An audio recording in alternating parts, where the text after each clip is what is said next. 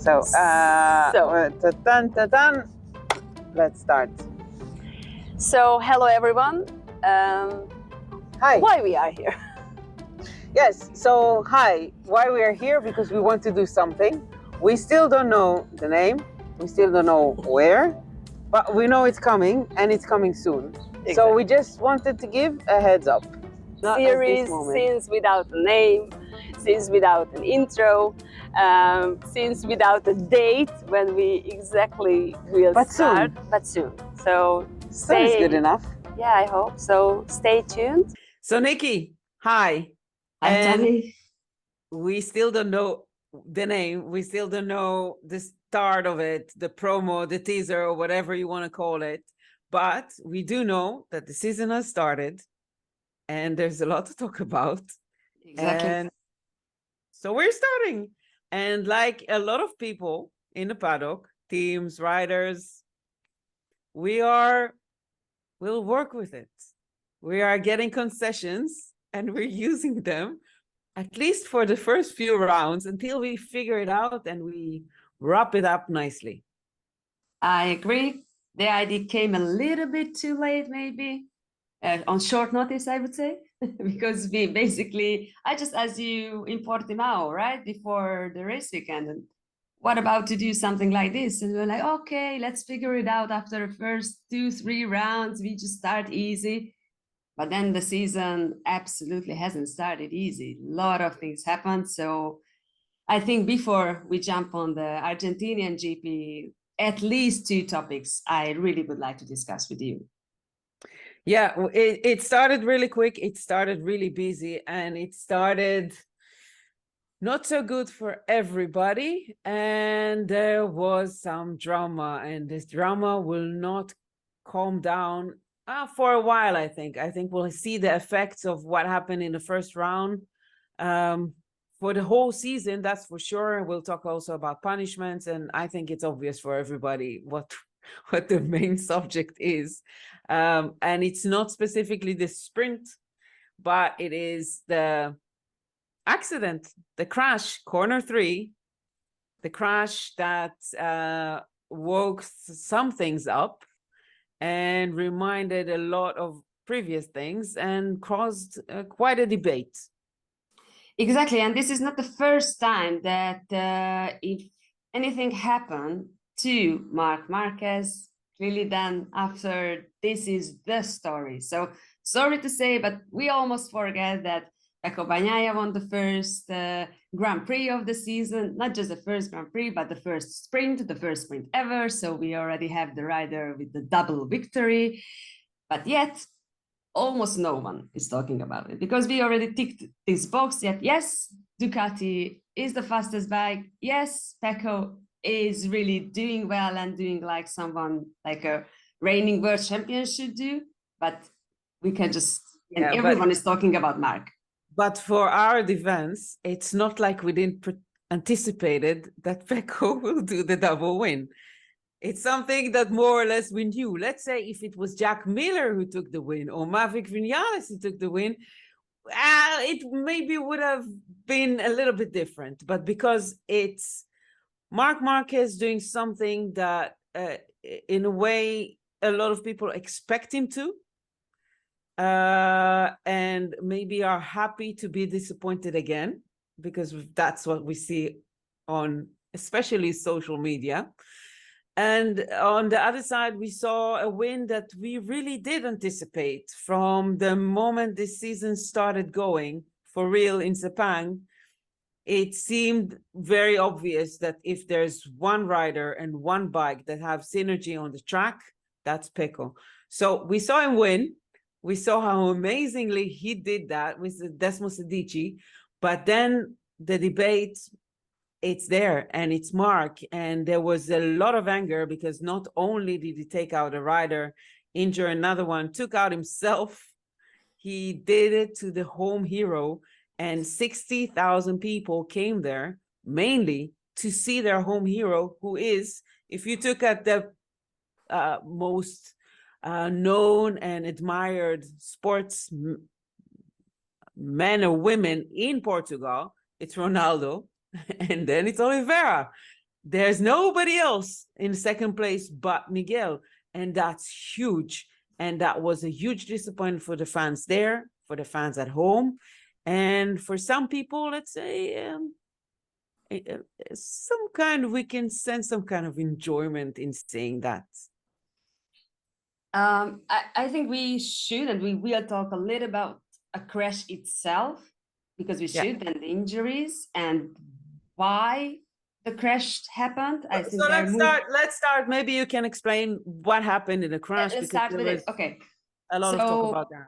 Yeah, basically what Marc explained to us Sunday. You want me to read his quote? Yeah, if you prefer, go ahead. Let's just read his quote and then you can explain what else he said, because you were there standing in front of him while he was talking.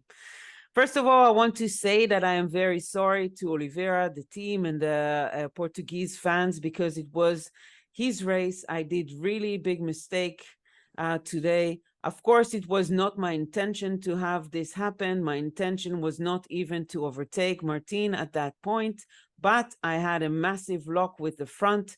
I straight away went over to Miguel and then to the medical center. I went to check up on him. Fortunately, it looks like he is okay, and this is the most important thing. First of all, since then, we know that Miguel is not that okay, exactly. And actually, the injury is a little bit alarming because as we saw with Frankie Morbidelli, the knee, that ligament in the knee, that can be quite a problematic issue. But on top of that, which is the official quote, he said a lot of things. And can you add more to what he said there? Actually, these are the things I wanted to point out, the lock on the front. But first of all, let me tell you, he said at least 10 times how sorry he is. And please believe me, and I'm not telling to you, Tammy, because I know that you believe, but to everyone, that he was suffering, and he wasn't suffering because of the hand. I see this guy weekend by weekend, and since basically he started in the World Championship, like you do, so a little bit you can understand these guys, and you can learn them how they are, and you can see whether they are saying the truth or maybe not that much. But Marc was heartbroken on Sunday. And I can understand this because of the fact that you mentioned that the crash itself was ugly and a little bit unnecessary, or not. Let's discuss a little bit later. But doing it with the local hero and the reaction of the people, that was extreme, really, really extreme. And he was suffering. But back to the crash itself, because he said that the hard front tire probably was not, because a couple of people asked him whether he had a technical issue. No technical issue this time.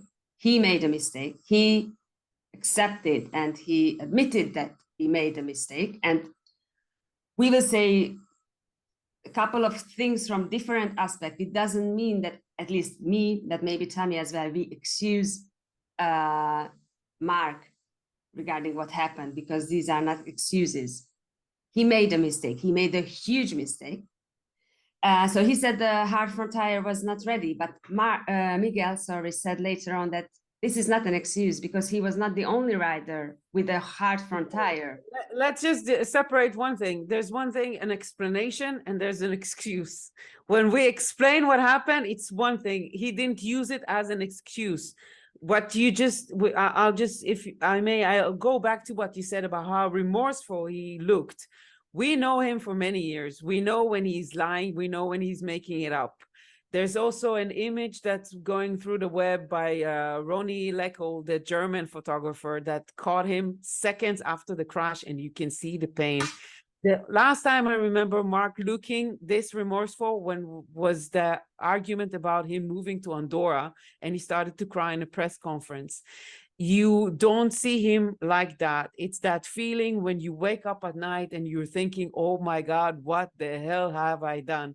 It's a thing that you feel and you can see on him that this is real remorse. Now, again, we are not trying to clean his slate. We both of us agree that he made a mistake, that him, a rider, 30 years old, with so much experience, should have not done. A rider that did these mistakes before by trying to do things that he cannot do. And so we're not making it easy for him. We're not, but we do understand, first of all, it was a mistake. Let's start from that. That's the line. It's a mistake. Whether that mistake should have happened or not, whether that mistake should be acceptable or not, that's the issue now.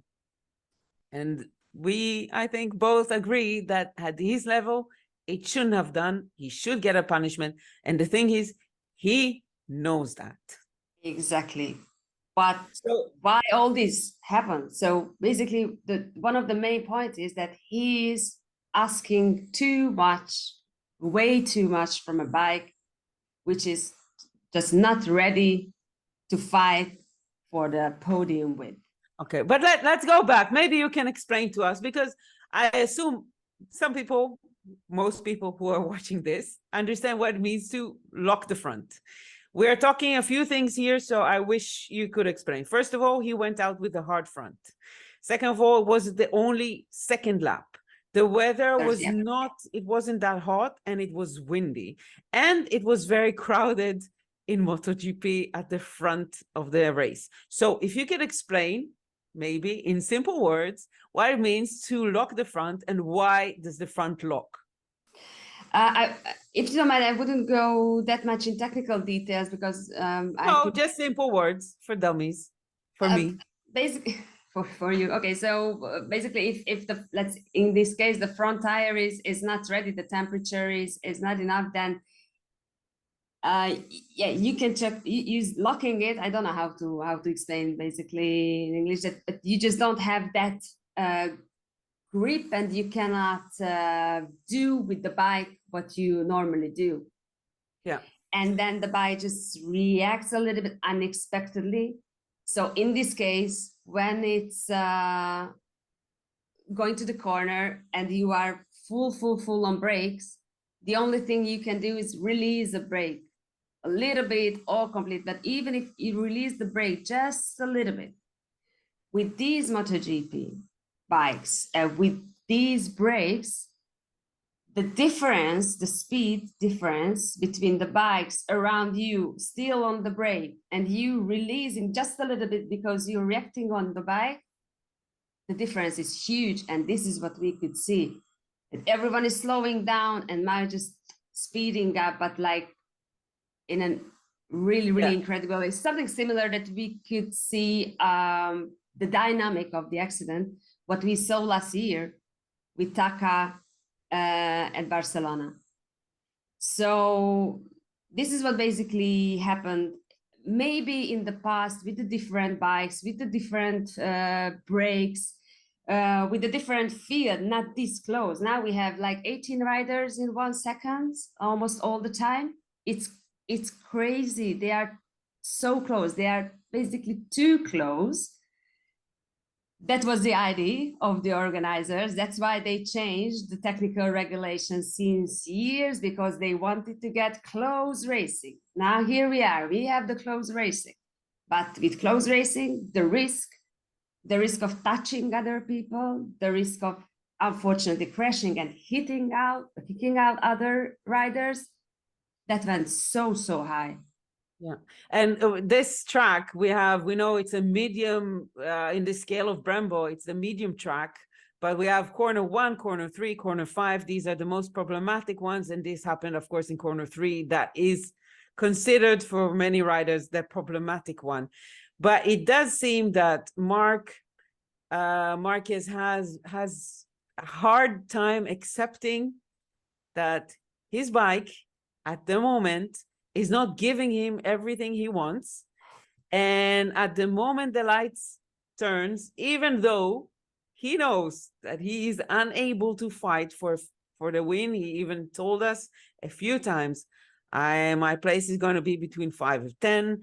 He said even the day before, after he got to the podium on the sprint, that the day after that's not going to be possible, something still happens. Maybe that's why we love him also. Something happens. Yeah, the question is whether we can blame him for this or not.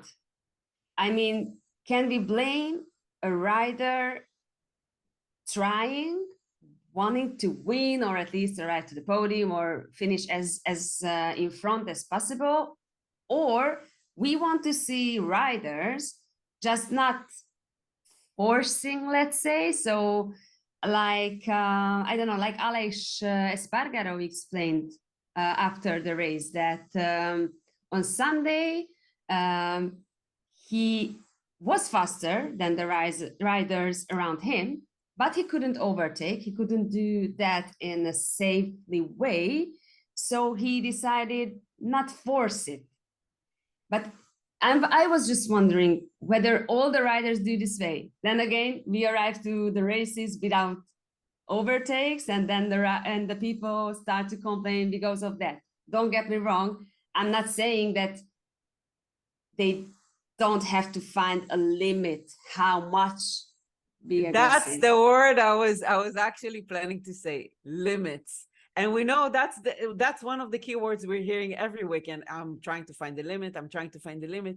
And it seemed like Marc knew his limit, but was convinced that it's actually not the real one. Things changed since 2020 in MotoGP, in the years that he hasn't been on track, and he needs to adapt. I'm not saying that he doesn't have the talent. I'm not saying he doesn't have the ability. I'm not saying any of it. I'm just saying that at the current moment, what he has, the tools he has, standing for him and being in tune with him are not in the same level that he used to be before compared to the other riders. So he needs to rethink it. I used the quote that Casey Stoner told Valentino a few years ago. Now, the thing is with that sentence, it's not about that the talent is not there. The talent is there, but his current ability is not the same as it used to be because of the circumstance. So he has to adapt. He has to find the patience. He did that a little bit last year, but maybe because he came back and he's physically fit, he feels good, his mood is good, and he needs to conquer the top spot again. That's how he feels. And also we cannot forget what happened on Saturday. I mean, his pole position was a complete surprise to everyone. Okay, I know he didn't do the lap alone. It's not the first time we see it. He also admitted it. That's normal. My only criticism about his pole position was that if you get a pole position, thanks to your teammate, maybe you need to help your teammate afterwards. Just maybe. Food for thought. So, pole position. Then a really good sprint. So clearly his adrenaline and his morale was really up. So he really really thought, that he could do more with the bike. Yeah, but maybe going back to lead, he could control the race. We used to see races that were controlled by the riders who leading them. It's not something that we didn't see. And also, Marc is Marc. Riders are riders. They think differently. They react differently. There's something changing in the way they do things once the visor is down. Yeah, so let's go back a little bit to the topic where we more or less started, the reaction, the extreme reaction of people at the racetrack, social media afterwards. Let's start from the racetrack because that's tough. So at the moment we saw the crash. That booing was insane. I mean, I don't say that I never heard anything before because I did. And most of the time it was against Marc. Okay, maybe in the past also against Lorenzo, I heard things like this. Valentino got some too. There was a Jerez incident a few years ago. But that one, I was in the pit lane. But I know that where the crash happened, clearly the fans there were maybe even more out of their mind. And again, can we blame them for the first reaction? No. Home hero, blah, blah, blah. No, we can't. And it's not like, let's say that the rider was not okay. That's a different story. And it's not like they were angry.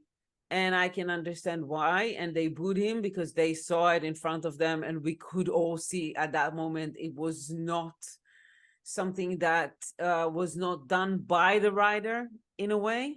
The other thing was that we got some images from the moment he stepped out from the steward panel, and he's already with a cast on his arm, and the boos and shouting, and I think a few words that should have been beeped were shouted at him from a very close distance by the fans that were already in the canteen just next to the pool that we usually see as a celebration spot. And he got it. He was going like this. He was really trying to ask for forgiveness. But I'm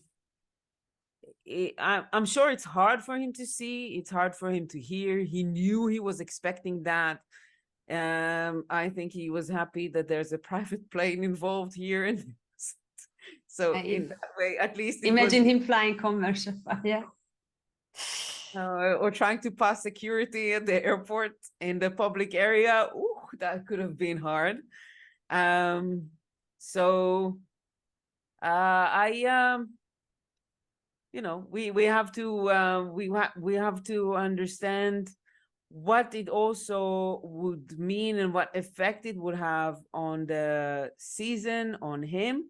And we did get the whole issue with the penalty, which is quite an issue, and you dived into it. Yeah, I think let's finish the emotion part of what happened to Marc, and then maybe we can do a separate episode regarding the penalties. One thing I wanted to add and ask your opinion about it as well. So from one part, I completely understand the reactions on site, maybe on social media as well, but social media is really poisoning place sometimes. But don't forget, please, that he is not the first one and not the last one and not the last rider making a mistake like this. We can do a huge list if we want.